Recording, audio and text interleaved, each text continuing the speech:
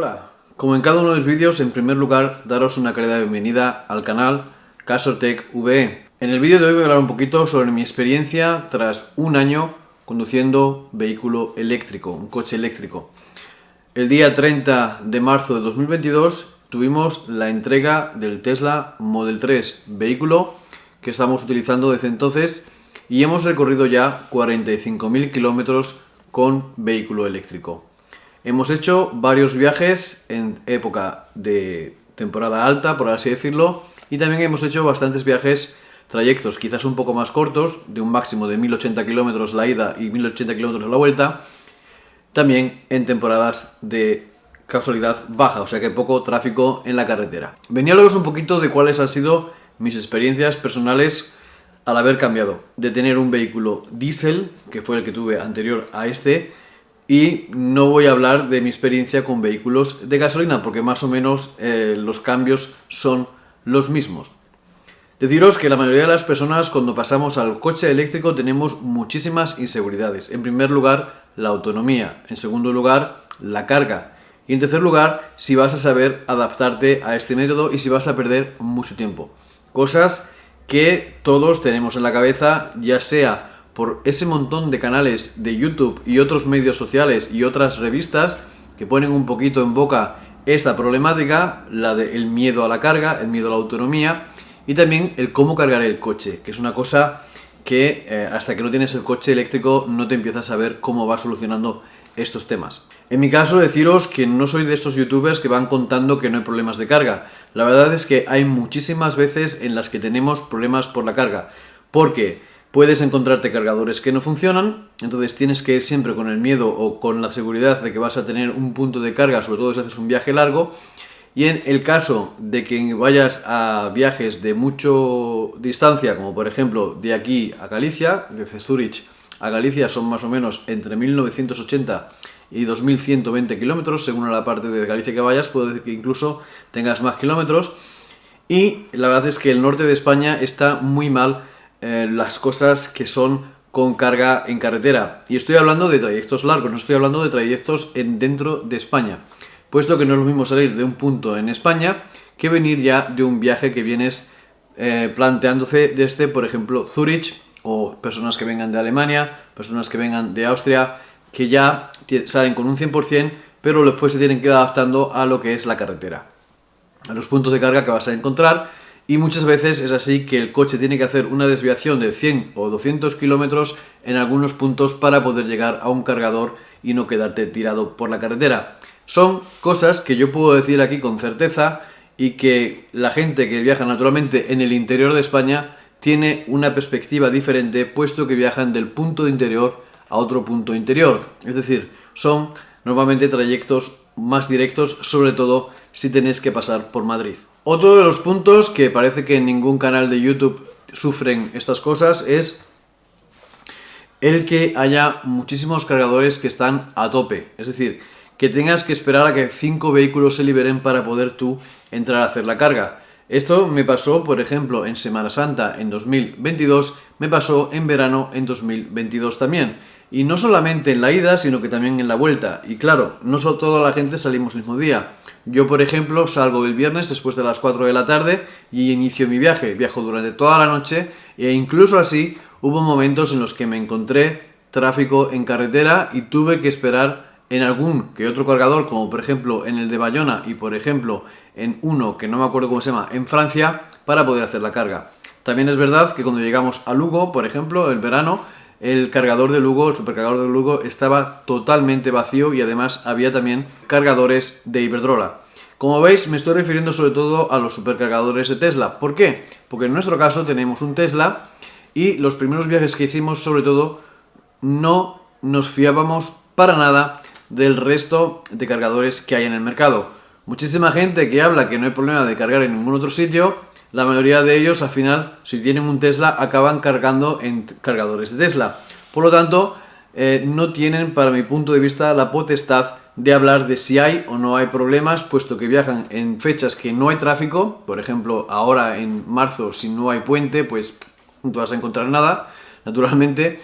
Pero si vas naturalmente en las temporadas altas de verano, en las temporadas altas de Semana Santa, cuando hay puentes nacionales e internacionales, automáticamente vas a encontrar muchísimo más tráfico. Es decir, sí he notado problemas de carga, pero nada diferente de lo que ya he vivido con coches de gasolina. He estado durante años viajando también en coches de gasolina e diésel y he tenido que esperar 30 y 40 minutos para poder surtir el coche con gasolina o con diésel. Así que estos problemas en realidad los he tenido también en otras clases de vehículos.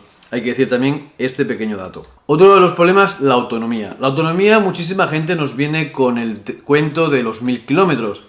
La verdad es que yo no he tenido nunca un coche que me aguante 1000 kilómetros, aunque en teoría tendría que hacer 1080. Nunca he conseguido sacar más de 700 kilómetros en un depósito y si soy realista en autopista ni siquiera 600. Pero bueno, es mi experiencia personal, mi manera de conducir, por lo tanto no puedo decir que esto sea un dato que sea quizás falso. Pero sí he de decir que normalmente muy poquita gente hace diaria o semanalmente 1000 kilómetros hacia arriba. Sobre todo son personas que se dedican a trabajar en ciertos sitios y que tienen que cambiar de localidad o que tienen que desplazarse a otra ciudad o a otro pueblo para su vida laboral. En la vida, por así decirlo, de hobby, en la vida de disfrutar de la vida, en esa clase de vidas, no he visto ningún problema. Naturalmente no es lo mismo hacer 360 kilómetros y tener que parar por narices porque tienes que cargar el coche que hacer 360 kilómetros y parar porque te apetece parar. Naturalmente no es lo mismo, pero en definitiva es lo mismo. Vas a parar igual y es aconsejable hacer pausas de 15 a 20 minutos. Por lo tanto, si viajas en vehículo eléctrico vas a tener que parar sí o sí, lo cual también hace que sea más seguro el viaje, porque durante esos 15 o 20 minutos tú puedes descansar tranquilamente con esos pequeños sistemas que hay de descanso de 15 minutos. Un sueño de 15 minutos puede ser muy bueno en un viaje de 15 a 18 horas. Pero bueno, como digo, esto es la cosa de cada uno. Y como veis, os estoy contando mi experiencia personal como conductor de vehículo eléctrico durante un año. Voy a hacer seguramente muchos más vídeos hablando un poco de esta experiencia del primer año. También, naturalmente, de cómo ha sido la experiencia con lo que sería el coche. No voy a venir a decir, por ejemplo, cuántas piedritas me han saltado en la chapa, ni cositas así, porque también me pasaban los otros coches. Hay gente que empieza a enseñar de que la pintura, no sé qué, no sé cuánto. Yo he tenido saltos de chinas en todos los coches que he tenido, y sobre todo cuando haces viajes de 2000 kilómetros en autopista, es normal que te vayas a saltar piedritas y que vayas a ver cada vez que viajas una nueva señalización en tu chapita. Más o menos vas a tener las mismas, pero después de 45.000 kilómetros es muy normal tener saltos de pintura por todos sitios. Naturalmente hay gente que pues aconseja poner, por ejemplo, protecciones sobre todo en las partes delanteras del coche para que no te vengan ni tantos bichos ni tantas piedritas, pero eso es una cosa que hay que hacerla naturalmente a los pocos kilómetros de tener el coche. Si ya has hecho 40.000 kilómetros, pienso que no merece mucho la pena, puesto que ya vas a tener igualmente piedritas y una politura entera o pintar nuevamente el coche sería otra de las soluciones. Y bueno, según el seguro que tengas y la paciencia que tengas, puede ser que incluso el seguro te pague un tanto por ciento de la pintura en todo el coche después de un cierto tiempo, sobre todo cuando aún se mantiene bastante nuevo. Pero bueno, estas son cosas que se tienen que hablar con el seguro, si lo cubriría o no, y en muchos casos te dicen que sí y en muchos casos te dicen que no. Y prácticamente estas son las cosas que yo podría destacar del vehículo eléctrico. Deciros que los miedos de las cargas se te van quitando con el tiempo. Deciros que al final también te fías de otra clase de cargadores. En mi punto de vista, si son viajes cortos y voy a hacer cargas lentas, normalmente me aseguro antes de salir de poder volver a casa. Y en el caso de que sean viajes en los que sé que no voy a poder mantener la carga del coche para la vuelta, intento siempre hacer planteamientos de cargar en supercargadores, por así decirlo, en cargadores de carga rápida de empresas que tengan como mínimo 4 o 8 sitios de carga, por el simple hecho de que lo más probable es que uno de esos 4 o de esos 8 postes, mínimo uno te va a funcionar. Y es lo único que quiero decir con este vídeo, que cuando viajéis en sitios que vayáis a ir muy lejos en el coche eléctrico, podéis aseguraros un poquito mejor el viaje, siempre y cuando busquéis puntos de carga cerca del sitio en el que vayáis a estar. Y también deciros que lo importante es que cuando tenéis 20% de batería, que estéis al 100% seguro que en los próximos 150 kilómetros vais a tener un poste de carga. Y si veis que no va a ser posible, parar lo antes posible o retroceder aunque sea, para no quedaros tirados en autopista. Yo sé que hay muchísima gente que hace prueba de cuántos kilómetros hacemos con 0 kilómetros en un coche eléctrico. Deciros que esto varía según la empresa. Los hay que hacen 8, los hay que hacen 12, los hay que hacen 20, pero al fin y al cabo tenéis que pensar que tiene que ver mucho el estado de carga de la batería, el estado de la carretera, el estado del tiempo que tengáis y de cómo va a ser la holografía que vais a tener de frente. Y muchísimas veces vamos en viajes en los que no conocemos al 100% cómo va a ser, si hay muchas cuestas arriba o cuestas abajo. Hay gente que repite y repite siempre los mismos trayectos, pero hay gente que solemos hacer trayectos que no hemos estado nunca. Y en estos casos te puedes fiar un poquito de la predicción del coche y de lo que hayas tú mirado en internet, pero al fin y al cabo el que va a sufrir las pérdidas por subidas y por bajadas, o las ganancias, va a ser el coche en ese momento, y no sabes qué temperatura va a hacer, no sabes qué tiempo va a hacer y cómo va a estar el viento, si en favor o en contra.